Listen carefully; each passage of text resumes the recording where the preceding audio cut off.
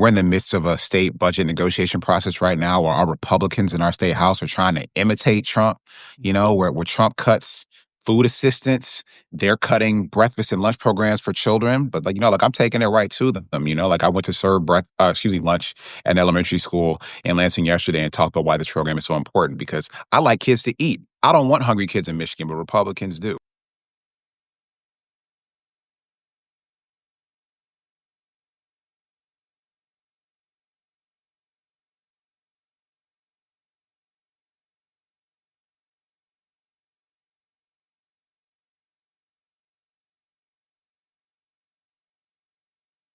Good morning, everybody. I'm Perry Bacon. I'm the host of the New Republic's Right Now show.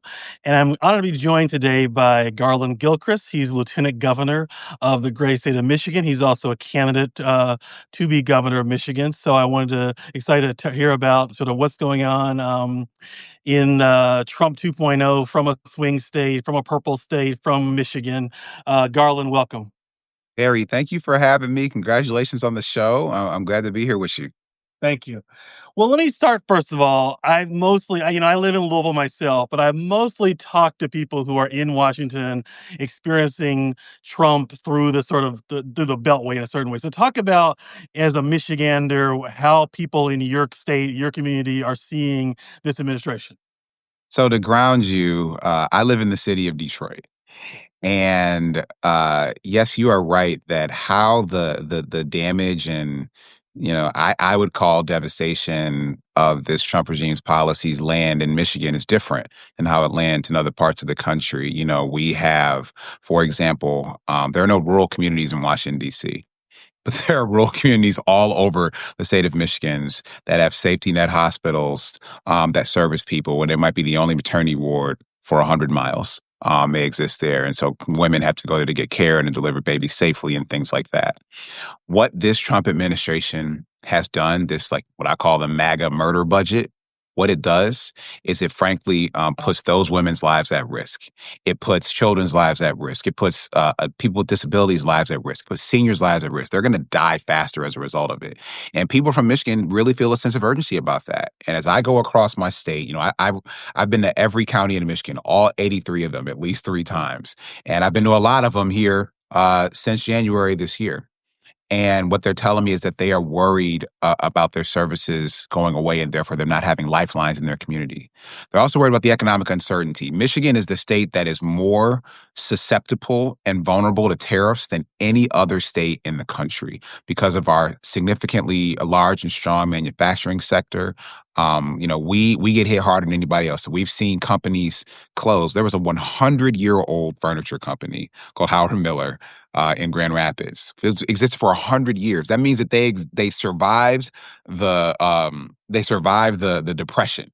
They survived the World War II, but they had to close up shop after 100 years and lay off 102 people because of the Trump administration's disastrous trade policies that are not about reshoring anything, but they're about finding ways to put money in his people's pockets. So I just think people are fed up and frustrated. I think people want to see the state really standing tall and saying, like, this is what we believe, what needs to be true. We're in the midst of a state budget negotiation process right now where our Republicans in our state house are trying to imitate Trump, where Trump cuts food assistance, they're cutting breakfast and lunch programs for children. But I'm taking it right to them. I went to serve lunch at an elementary school in Lansing yesterday and talked about why this program is so important because I like kids to eat. I don't want hungry kids in Michigan, but Republicans do. I did a town hall in Congressman John James's congressional district talking about the Medicaid cuts because you know what? I want seniors who need that long-term care to be able to have that care, but instead he voted to cut that care for up to, there are 182,000 people in that congressional district who get their health care through Medicaid. And so, look, I care about positioning people for success in Michigan, for a dream of health and wealth that they have a right to pursue. The people are seeing this Trump administration is not the one that's gonna get it done. You know, he made promises to people, but he's a liar, and they haven't bought it. So we have seen people mobilizing in the streets. I led a rally with 7,000 people on the steps of the state capitol in Lansing. I led a demonstration in Macomb County just last week with union workers saying that this administration is hurting and failing people in the state, broken promises again and again, and they want leadership to fix it. And that's what I'm looking to show from Michigan, from the Midwest, from a swing state that matters, that we can stand tall and fight back. Let me ask about two different groups. You mentioned the diversity of the state. So, what are you hearing from people in Detroit who I assume mostly voted for Kamala Harris? And then, what are you hearing in when you go to rural areas? Any regret from people's vote? Any sort of rethinking about voting for Trump? Because I assume in most rural areas, Trump did win. Yeah, so in the city of Detroit, look, people want results. And frankly, that's true across the board. I mean, I think if we go back to 2024, what I saw is a group of people, a group called the voters, who were really frustrated with the status quo and wanted, Democrats to be as pissed off as they were about the status quo or the lack of progress or the lack of pace of progress. And so that remains true. I think what people are seeing now that this, Trump regime is beginning to calcify is that this guy's not getting us to progress. He putting money in his own pocket, whether it's through a crypto scam.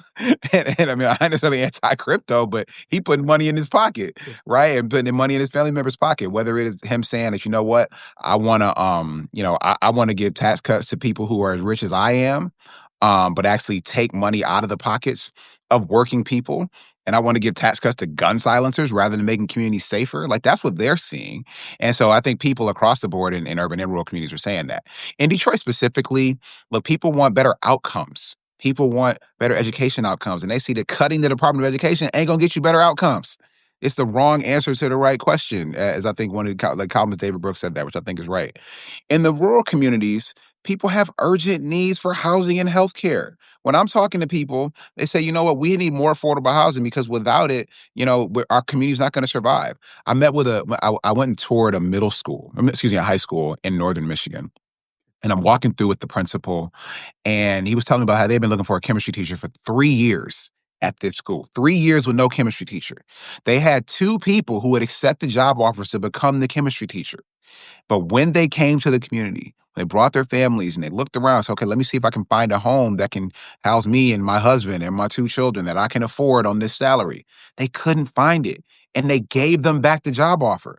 So what does that mean? That means another family did not move to the community. That means that another school year went by where kids didn't have a certified chemistry teacher to be able to graduate. And look, I want kids to become chemical engineers from northern Michigan. I want kids to be able to become scientists and doctors and medical professionals and nurses. And they can't do that if they don't get chemistry in high school. These are the urgent problems they want solved. And what they see is an administration that, even if they voted for them, is not solving their problems. So what people are calling out for, therefore, are people who will not only stand on our values, but who will get things done, who will make this system work for people and change what needs to be changed, fix what needs to be fixed, build what needs to be built, throw out what needs to be thrown out. And so I am standing here as an engineer, as a person who, like, my job, that's what I do. That's what I learned to do in college. That's what I do as a public servant, is make systems work for people and fix the things that are broken and build the things that we need. That's the leadership that they want. And we can demonstrate that and give that at the state level, even, and that stands in stark contrast to what they're getting from the federal government. Let me broaden out to national a little bit. You've had the first black woman on the Federal Reserve. Trump's trying to remove her. He's stripping away Kamala Harris's Secret Service protection, National Guard, maybe going to Baltimore, maybe in D.C. You're one of the highest ranking black officials in the country. Do you view this administration as really warring on Black America, particularly? The facts speak for themselves. Federal Reserve Board Governor Lisa Cook is a black woman in Michigan who he attacked directly. You know, the first black vice president, having her security detail stripped is a direct assault on her. I mean, so like the fact that these, the states with the highest murder rates in the country are states like Alabama and Mississippi and Tennessee. Yet we have not seen the deployment go there. Instead, they're targeting these cities that are led by Black people and chock full of Black people and Black voters. And so I cannot. This is not a matter of opinion. It's a matter of fact. That is what he is doing and who he is targeting uniquely. And I think it is incredibly problematic and racist to do so. Talk about, Governor Whitmer went to Michigan, went to the White House, went to meet with the president. I know you're close to her. You worked with her a long time. There's this picture that became kind of infamous of her trying to, stop the picture being taken of her in the Oval Office. Talk about like what you all are trying to do in the government in terms of, I understand, like, I don't want you necessarily to defend her, but talk about why it's important to challenge the president, but also like work with him when necessary for your community. Well, let's look. What is the job of any public servant, let alone the governor, the lead executive of the state of Michigan? Like as governor, my job would be as lieutenant governor. My job is to protect and promote the interests of the people of Michigan. Period. And I need to go wherever I need to go, whether that's in Michigan, somewhere else in the country, somewhere else in the world. Go wherever I need to go to advance those interests. I need to talk to who I already need to talk to. We need to have a conversation or a confrontation, but I got to do what I need to do.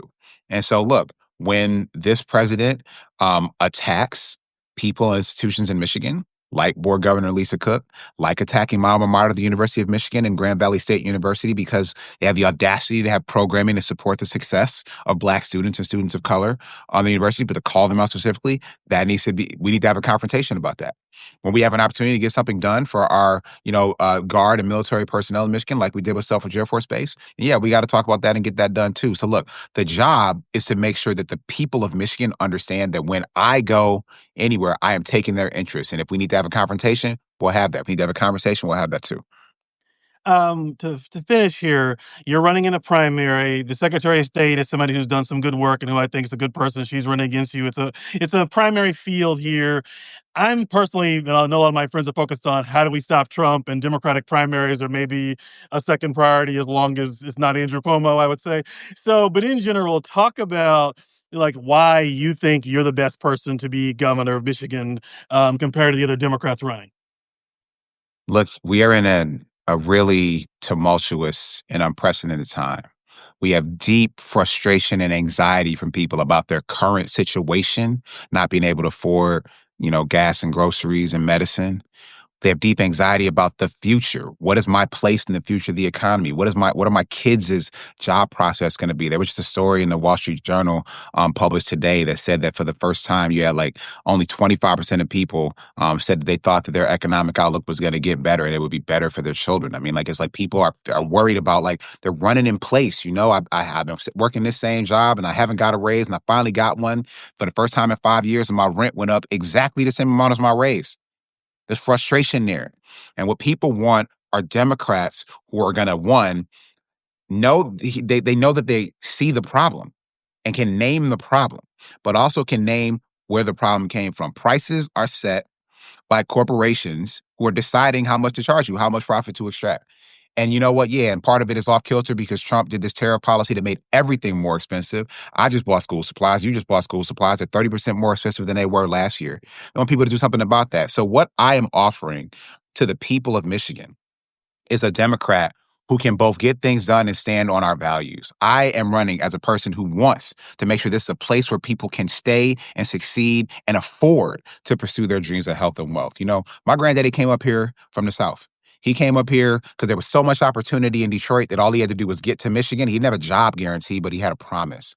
It broke his heart that 2 generations later, his oldest grandson had to leave Michigan to pursue opportunity. I'm going to make it so Michigan is a place where you can stay and succeed, where people can afford to buy a home, can afford to rent an apartment, can afford to pay for childcare. I opened up 1,400 new daycares in 13 months, built 40,000 affordable homes in 3 years in the state of Michigan, faster than anybody else ever has. I'm the only candidate in this race who's delivered for people in that way. And I'm also the only one who's showing up in this moment uniquely, standing up to this administration, calling out the Republican members of Congress in Michigan who've been complicit to the danger, damage, and destruction being offered by this White House, and offering a vision that says that this state of Michigan is one that has always made and done the things that matter here in this country. The arsenal of democracy, the arsenal in the war, put the world on wheels. And we've done the things that matter. And frankly, it's time to hold the people accountable who've been holding us back. The fact that we have not to pay for tax cuts for rich people and big corporations. That's how they did this MAGA murder budget that's hurt people. Republicans in Michigan who were running the state, in the legislature for 40 years, they passed these tax cuts for rich people and big corporations. That has not worked. And it's frankly left us with not enough money to be able to withstand this danger coming. We need to tax them. We need to make them pay their fair share. They need to come correct in terms of actually paying what they owe to the people of Michigan who create the value and the values in the state. I'm the candidate who's going to help deliver that. And so I'm asking people in Michigan to support me, but I'm asking people in America to support that kind of leadership in a Democratic primary where we get to pick the candidates with the values and the fight that we need in this moment. It is time out for the same old kind of stuff. We can't offer to people who look the same, sound the same, or act the same. This is a different moment. We've never seen what we're seeing right now in 2025 and 2026. And this unique moment provides a unique opportunity for different leadership. And I'm stepping up and standing tall as part of that. And with that, I think that was a great ending. Garland, thanks for joining me. I appreciate it. Thank you, Perry. Good night. Good morning, everybody else.